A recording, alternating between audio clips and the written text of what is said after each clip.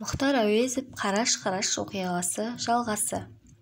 Ояздың тілмашы Жарасбайдың қаладағы жең ұшынан жалғасатын нық сенімді тірегі Тоқбаев дейтін болатын. Сол Жарасбайды сыртынан қорғаштап жүретін, параларына арналған жеріне жеткізуші, соған орай өз жемін қысы-жазы мол алатын. Ал Жарасбай үшін өзі және келіп кетер жаманшылықта жақсылықты ұдайы білдіруші, Жарасбайға парамен сатылып келген тілеулестік ішіндегі мархамат періштесіндей жаршының өзі болатын. Жақында Жарасбайды оңаша алып, өз пәтерінде қонақ қып отырып, Тоқбаев бірталай сыр айтып ақыл берген. Сондағы үлкен сөзінің бірі, Ояз кеңсесіндегі Жарасбайдың үстінен жаз бойы түскен арыздың көбінде бұны ұры ұстайды депті. Ұдайы кісі аттандырады, талай мал алды, қолында барымташы, атышулы мықты жігіттері бар, депті. Осы хабарды сырды білдірумен қатар Тоқбаев Жарасбайға тезінен бұл пәледен құтыл, арыл, ол үшін бірнеше адамды ұры деп шығарып жібер, өз билеріңнің атынан абақты кескіз. Сол кесік бойынша приговорды мықтап тұрып, осы қаланың абақтысына айыпкерлерді өз атшабарларың айдап кеп табыс етсін деген. Бір бәленің үстіне тағы бірі жамылғандай, Бақтығұлды шығара қуып кінәлауға соңғы күндерде бір сылтау тағы шыққан. Қозыбақ аулы жақында бір топ мал жоғалтып, соны тағы келіп Бақтығұлдан көріп қадала бастады. Бақтығұл бұл малдан аман болатын. Жарасбай жұмсаған шақта Қозыбақ аулынан барымтаны оның көп алғаны, өшіге түсіп аямай алғаны рас болса да, өз бетімен қотыр тайын ұрлаған жоқ. Алып келген малының бәрінде Жарасбай, Сәрсен, Қоқыш, Қайранбай төртеуінің қолдарына өткізген. Сөйтіп партия біткелі барымтаны қойғалы тыныш қана жатқан Бақтығұлға Қозыбақ аулы ескі кек сылтаумен тағы кеп жабысты. Соқыр көргенде жазбас деп артынан қалмай қойған. Бұл жолы жоқ іздеп келген кісі екеу еді. Бақтығұл барын айтып арылса да, мыналар тоқтамай шектен аса берген. Екеудің пысығы сонада келіп, Сәлменмен бірге Бақтығұлды сабап кететін теке сақал, бітік кез, сары әз берген еді. Сол Бақтығұлға былтырғы істеген істі тағы да сағынған екенсің деп содыр жуандықтың жотасын көрсетті.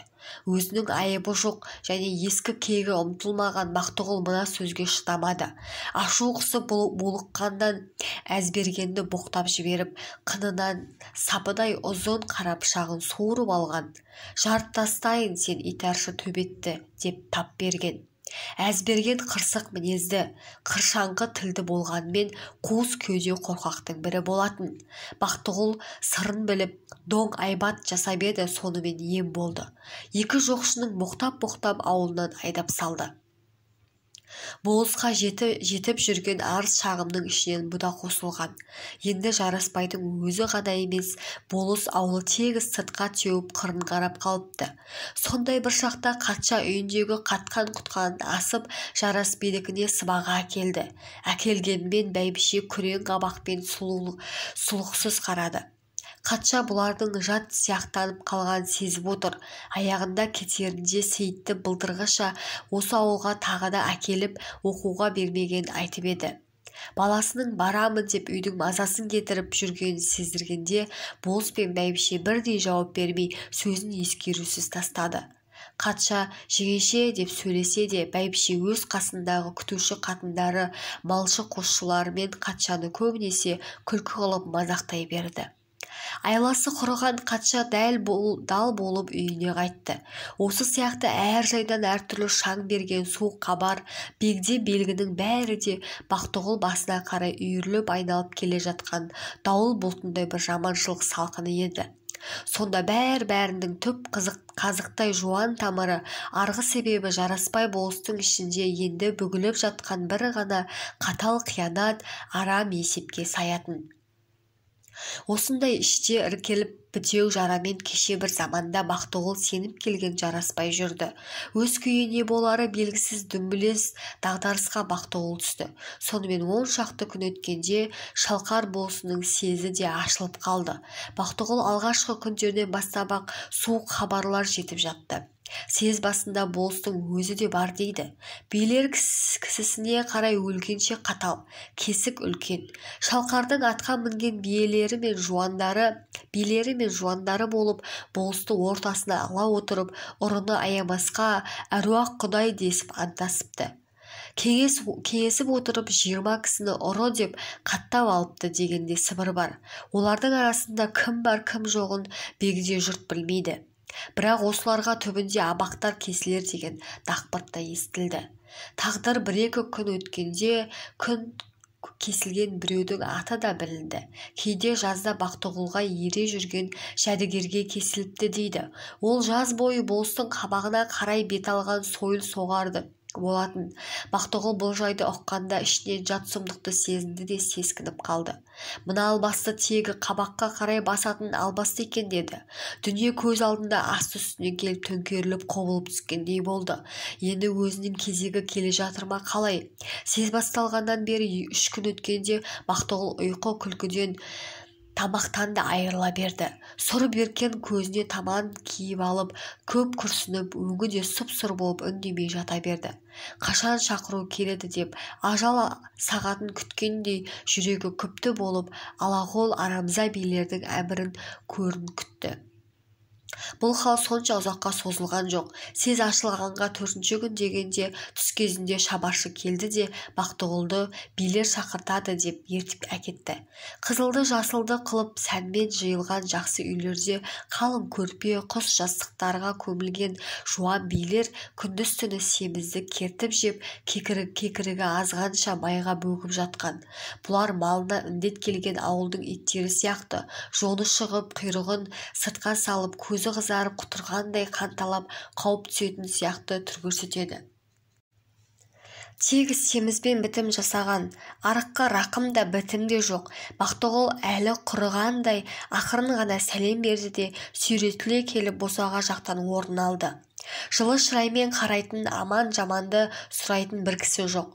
Көзімен билерді жағалап қарағанда араларында отырған бұрынғы жақын таныс билерін көрді. Сәрсен қария отыр. Бұдан басқа жазды күнгі партия жігінің тұсында жараспай жақта болып Бақтығұлға өз кісісі сияқтанып жүретін тағы бірнеше билер бар екен. Бәрі де керек десе сәлемін де алмайды. Көздеріне көзі түсіп амандасайын деп еді, шетінен мойындары сыртқа қарай бұрылды.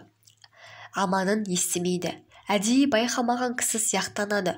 Өзгеден бұрын жараспайға жақын жүретін қай заманда болса, соған тарап кісілер бұған әсіресе сызданып сұрланып қарап отыр. Бақтығұл өз-өзіне желдің арты қай жақтан екенін білген шығарсың, деді. Бірақ осыны сезумен қатар көңіліне де бойына да бір ерекше жеңілдік бітіп кеткендей болды. Өзінен өзі неден болса да ақпын, менде айып жоқ дегендей неше күннен бергі түнеріп жүрген ішінде қазір майсарап ашылған бір жарықты тапқандай болды. Қара болсам өзге қараласын, нақ сендер қараласаңдар көріп алармын, құдай ақта. Мен не болсам сен де солсың, деп ішінен дауласып кеткендей болды. Ұзын мұрты тікиіп түгін сыртына теуіп алды. Осы халдің үстінде отырғанда тергеу басталды. Басынан ақ іс Бақтығұлдың тілеген бетінен шықты.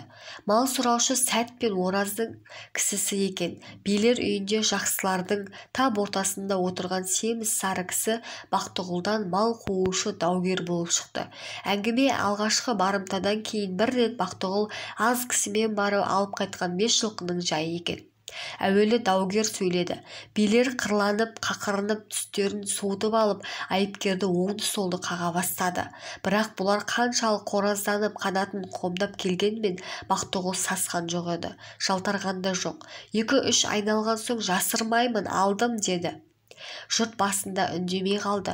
Жараспай жағының билері үндемеген қалыпта томсарып отырысты.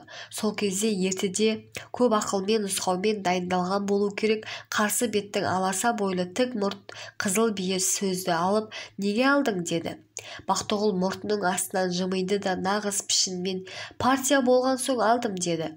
Ымы-жымы бір билер тегіс ажырайып тікиіп қалды да кейбір мысқылдап кекетіп мырс етісті.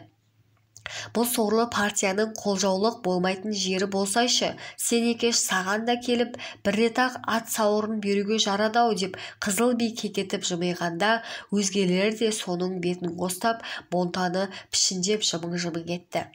Оразбен сәтте сенің қандайдылық партия кегің бар еді? Әлде дуан тартысында сәт екеуің бастарың бір жерге сыйыспай шығып еді? Деп тағы кекетті. Өзім тартыспасам, елім жақын көрген басшым тартысқан шығар. Егер қарасы болып, мен де біреудің соңына еріп, сойылын соққан шығармын. Сонда сен ненің орайы деп сәтпен Ораздың 5 жылқысын алдың. Ел келесін басшылар тартысып былай ғой, олардың сөзі бір бөлік. Олар өз жайларын жеке сөйлесіп бітім табысып жатыр. Сен оларды бұл жерге қабаттама. Оны саған әдейі арылтай айтамын. Сенің басшы ғылдым деген кісілердің бұл 5 жылқыдан бойын ашып, мына жоқшының кезін жеткізіп шығып отыр. 5 жылқыны сен өзің алдың да өзің пайдаландың. Соған не айтасың? Деді. Мен бірді алайын, 10-ды 5-ті алайын, бәрінен де өз кегімді қуып алғамын жоқ. Емеурінмен алдым. Алғызғанды алыстан іздемеймін. Нақ мына отырған сәрсен мен қоқшақ бұл жазғы мен істеген істен бойын ашып кете алмайды дейді. Қоқыш бұл үйде жаңадан келіп отыр еді. Бақтығұл сөзіне қарсы қамшымен қолына білеп салмақтап отырып, тесірейе қарап, партия жөнімен алынған барымта тартыс бір басқа. Ол сөздің түйіні саған келген жоқ. Құр беталды өз пәлеңді жұқпайтын кісіге жұқтырамын деп шапшы ма, білдің бе? Ұры сенсің, мен емеспін. Жеген сенсің, мен емеспін. Өлер болсаң, сәрсен екеумізге қақтықпай өл. Билер. Бұл жұмыс барымтаға да, партияға да жанаспайды. Басы ашық ұрлық. Бұл бізге ғана емес, жараспайға да жармасар. Болыс маған осы сөзді билерге айтып кел деп әдейі жіберді. Міне ұрың, әне мойнына алып отырған ұрлығы. Ендігісін өздерің біле бер деді. Бақтығұл күйіп кеткендей болды. Мал жараспай мен сәрсенің екеуі бөліп жеген мал еді. Айыпсыздың ызасы мен реніші кернеп кетті. Көріп отырған жәбір жапасына, жалғыздығына, өзіне өзінің жаны ашығандай көзі жасаурап, тамағы кебірсіп аузына сөз түспеді. Билердің жүзі көріне тұрған қиянатты әдейі арсыздыққа жеңіп, арамды ақтың үстіне не айламен болса да шығарамыз деп жұмыла қарайып алған. Сөз біткен сияқты керніп, мың батпан жауыздықты ұятсыз, арсыз, қалың кеудемен өрге сүйреп жөнелді. Бақтығұлға кесік айтылуға жақындап қалды.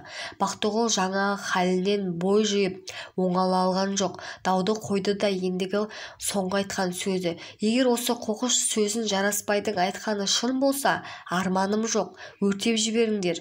Бүйтіп итшелеп жүрген тіршіліктің бұдан былай маған 5 тиынға да керегі жоқ. Жалғыз үй сарымен ешкімнің де тобы көп емес. Келді, кетті бір жалғыз кедей. Не көрсем де сенгеніммен көрген шығармын. Бірақ қоймаларыңды көрдім. Керегі жоқ, жарайды, деп көзіне жас алып, буынып кеткендей болып, сазарып түрегеліп жүріп кетті. Үйдің іші аз үндемей отырып, артынан қайта сергіп кесік әңгімесіне кірісті. Бақтығұл сыртқа шыққанда жотасын сырт беріп, 3-4 жуанмен бірге көлденең өтіп бара жатқан болысты көрді. О да сәлемін алған жоқ. Мықты болыстың нағыз, арсыз, жуан жонын көріп тұрып, Бақтығұл тістеніп ап, қап деп ернін шайнады. Жүрегіне у төгілгендей болды. Бұл уақытта шабарман қайта шақырып үйге кіргізді. Билер 5 қараға 5 жуан қара кесік айтты да, артынан 3 жыл абақтыға бірге кесті. Арада 2 жұмадай уақыт өтті. Бұл кезде Бақтығұл елден, жұрттан безіп шығып, тау ішінің жайын тағысыз сияқтанып жүрген қашқын. Болыстың сезінде сатымсақ билер істеген билік сол күні орнына келетін болып, билік артынан Бақтығұлды жібермей ұстап тұтқын қылуға айналған. 2 шабарман Бақтығұлды билер үйінен ертіп шығып, ұрыларды қамап жатқан үйлеріне қарай алып жүрген.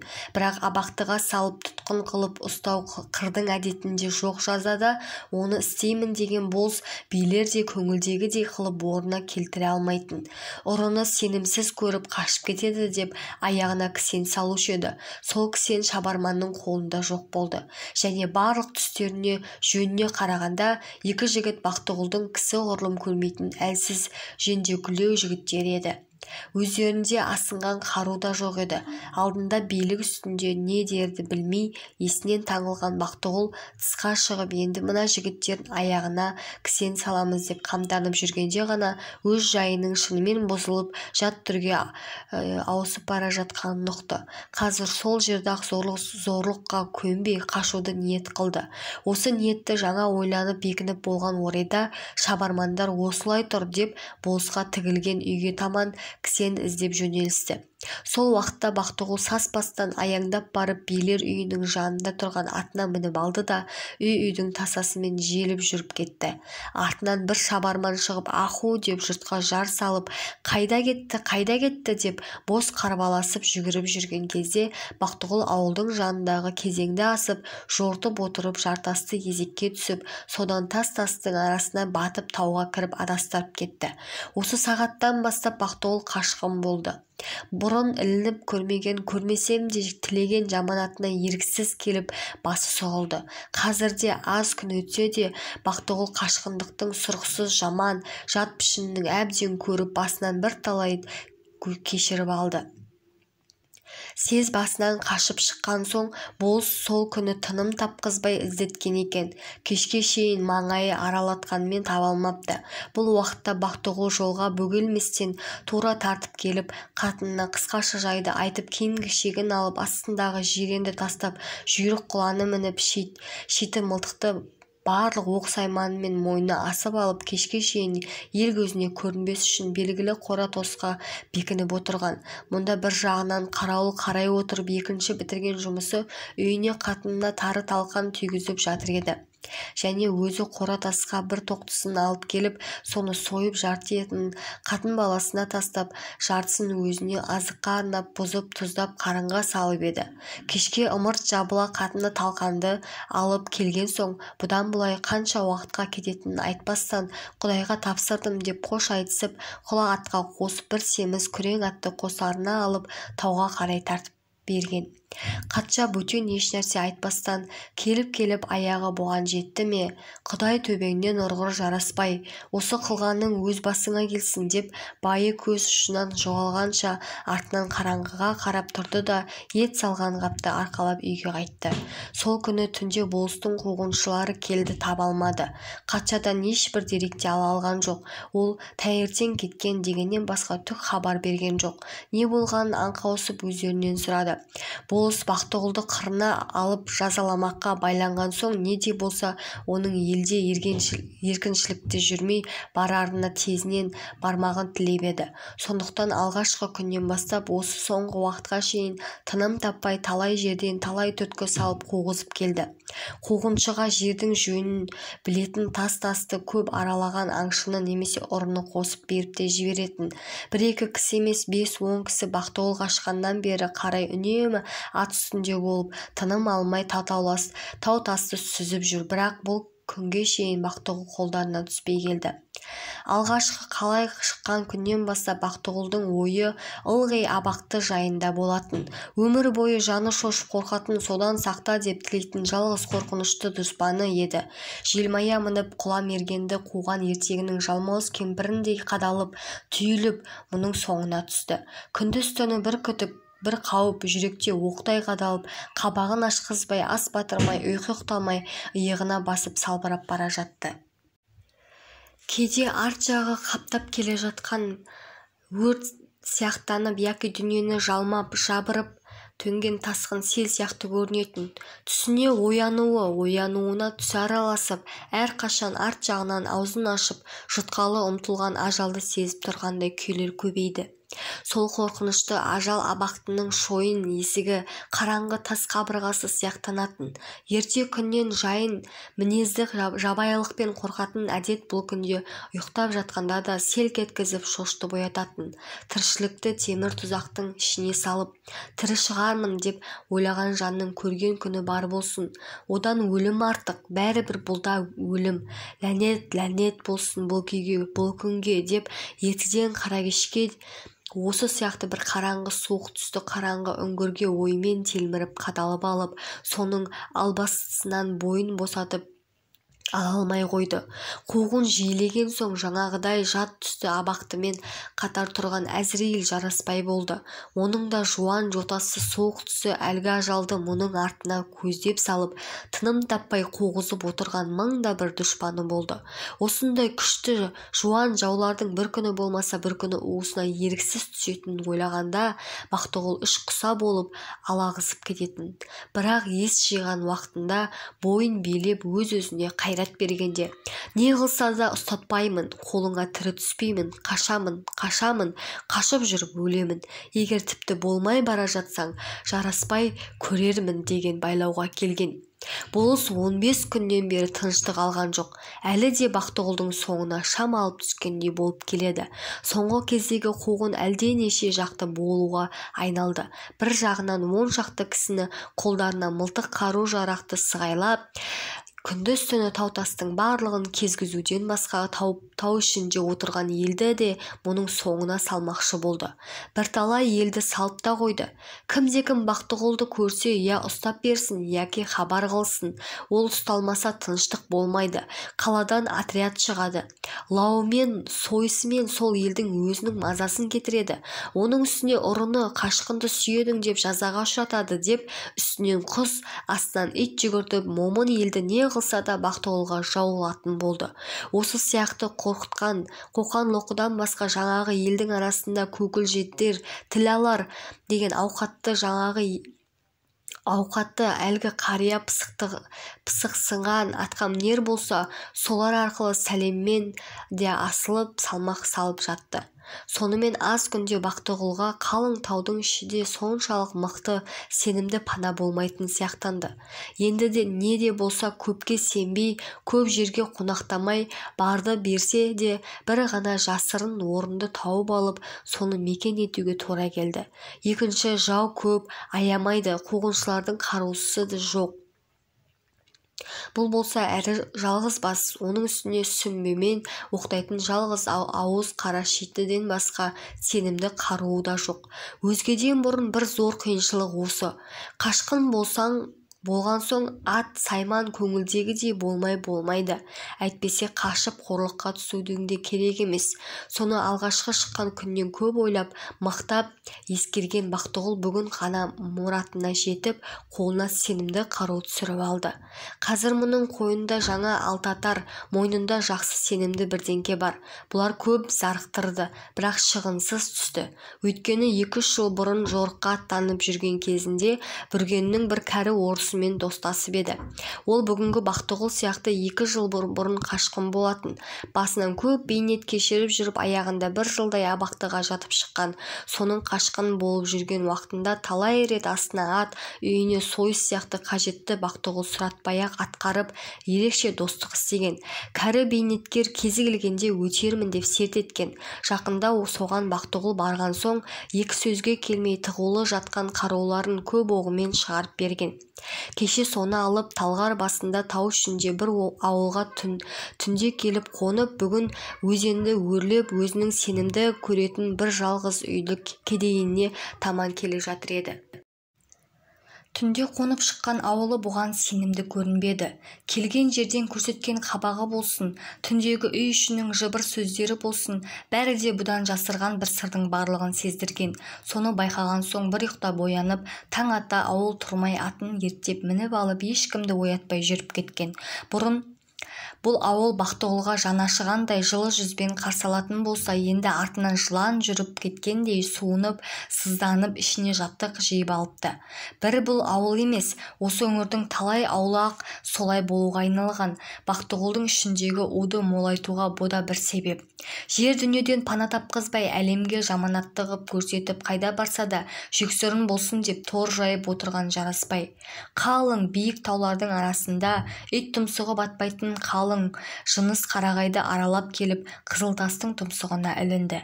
Етекте сайды басына көшіріп, асау талғар тулап ағып жатыр еді. Қызылтастың арғы астында ендігі жалғыз сенімді аулы Қатубайдікі бар. Сонда бар шай ішіп, жан-жақтан естіген хабарды болса біліп, әдет бойынша кеш батқанша тағы да тауға кетпекші еді. Әуелі баспалап қарап ауылдың сыртын байқады. Бөтен ат, бөгде кісі жоқ сияқты. Содан соң аяңдап келіп аттан түсіп, құланы белгілі екі есігі бар аласа қораның ішіне апарып байлап үйге кірді. Бұл тауға қашып келгеннен бері Бақтығұлдың кеп жататын, өз үйінде көретін ең сенімді жатағы осы. Қатубай үйінің барлық жаны 4 адам тегіс үйінде екен. Үйде қалған Бақтығұлдың шиетісімен Қатубай бір елік атып алып келіп, соның жылы жұмсағынан қатыны қуырдақ қуырып шай қайнатып жатыр екен. Тыныш, еркін өмірдің жылы үйшігі, қазан аспада маздаған оты, ыстық шайы шыжылдап жатқан жайлы иісті қуырдағы Бақтығұлдың жалғызсырап тоңазыған көңілін бір минутке болса да алаңдатып, жылытып жібергендей болды. Қатубай жасы елуге келген момын, адал кедей, сақалына ақ араласқан 5-10 жыл болған. Қазір де бурыл түсі, момындыққа бейім, жылы шырайлы. Алғашқы алған әйелі 15 жыл бұрын өлген соң осы екінші әйелді алған. Содан соң 12 жас пен 10 жаста 2 еркек баласы бар. Бәйбішесі дөңгелек, толық денелі, қызыл жүзді, жалпақ сары әйел. Бет пішіні еркекше, кесек, айрықша бауырмал, көңілшек, аңқаулау, адал, мінезі ашық, ажары бар кісі. Балалары кедей, жүдей үйдің ішінде өссе де әке-шешелерінен момындық пен тазалықтың сүйкімді үлгісінің алған жақсы балалар. Мақыш, Сатыш. Бұл үй бұрын Бақтығұлмен айқас болған, таныстығы мол үй емес. Қалың елдің шетінде иесіз, елші дағы азын-аулақ қарасы мен қанағат қылатын, тұзақ пен тор құрып, ұсақ аң аулап, анда-санда ешкі елік атып, аң етін азық қылатын. Бақтығұл елден безіп тау үшін кезіп жүріп, бір күн түнде далаға қонармын деп келе жатқанда қараңғыда шыққан отын көріп, осы үйге келіп түскен еді. Сонда да осы қазіргі сағат сияқты жылы ұяның ажарын көрген. Аралап қонып жүрген елдің ішінде ең бір жайлы жылы үйдің іші осы сияқтанған соң Бақтығұл сол түнде Қатубайға барлық бастан кешіріп жүрген жайларын айтқан. Үй іші тегіс жаны ашып, барын беріп күтіп, болысты да, ұлықтықты да қарғап сілеп көздеріне жас алған.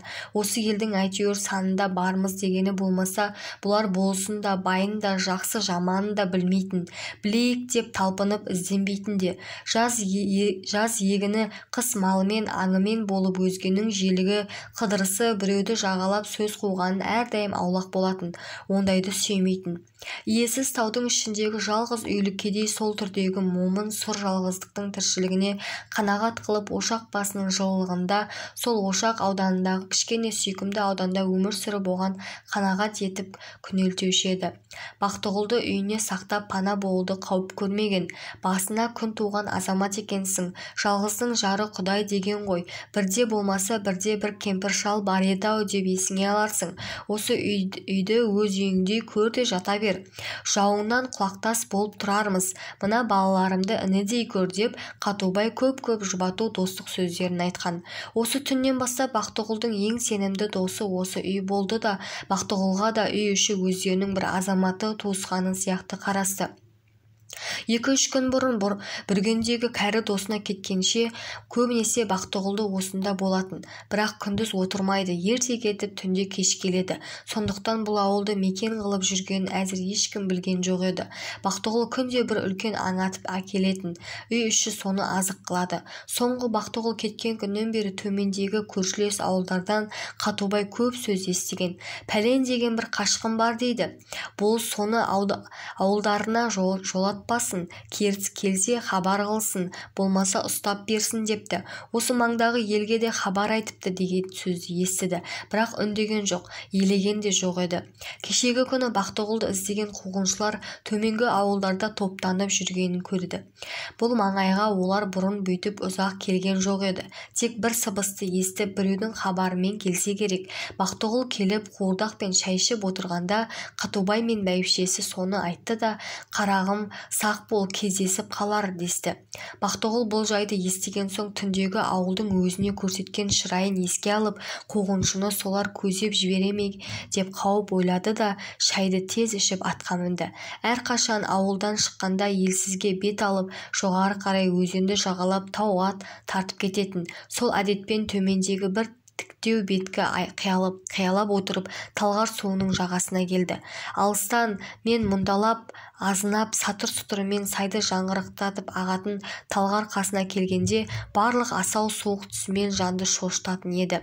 Биік таудың өр кеудесінен кәдімгі қалың мұз ақ қарны шығып жартасты құздарды жарып ылғи да қарай ағатын. Сол жолында кейде шапшып құтырып, кейде бүктеліп тулап ойнақ салып кететін.